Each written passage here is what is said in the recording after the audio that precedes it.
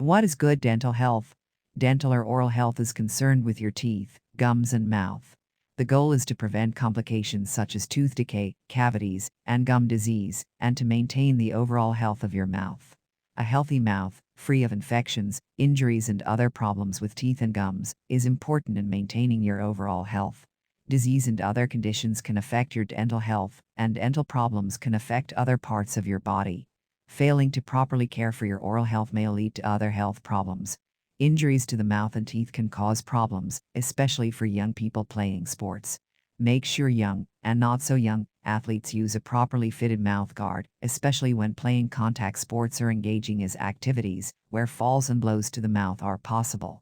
If you begin good oral health practices at an early age and stick with them through adulthood, the odds are good that you will have a healthy mouth, pleasant breath, strong teeth, and a bright smile.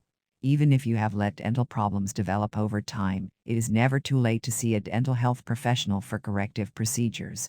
Good oral health practices and regular visits to dental health professionals will help you enjoy the benefits of a bright smile and a pain-free mouth.